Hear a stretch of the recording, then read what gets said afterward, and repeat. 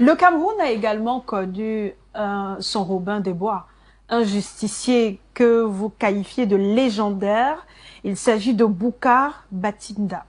Effectivement, Bouka Patinda a sévi dans la région septentrionale du Cameroun. C'est un personnage légendaire dont les exploits sont encore aujourd'hui racontés par les griots de ces régions-là.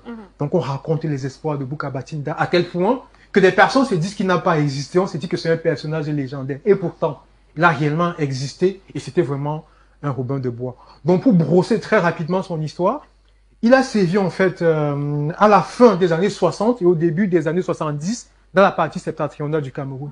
Au début, c'était un enseignant d'école. Par la suite, il a passé le concours des gestionnaires de paye et gérait donc la paye dans cette région-là, Barrois et Garoua.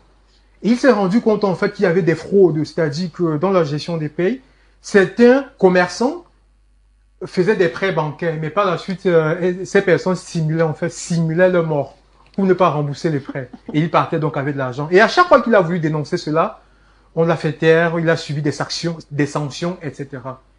Donc il a donc été frustré, déçu, il a décidé donc d'emporter la caisse qui contenait l'argent pour partir avec.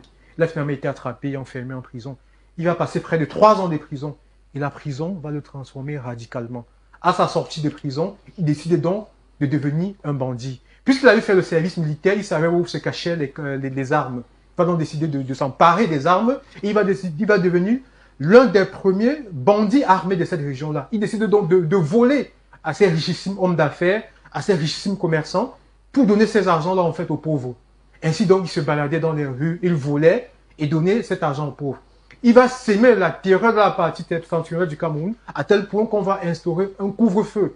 Un couvre-feu dans l'optique de traquer Bouka Batinda. Pour le traquer, on a dû faire appel à des éléments des forces de l'ordre de Yaoundé pour quadriller totalement la région, pour pouvoir mettre main sur lui. Il fut attrapé, je ne vais pas revenir sur les détails, et il fut exécuté, fusillé. Avant d'être fusillé, il a laissé un message que vous allez découvrir dans le livre. Évidemment.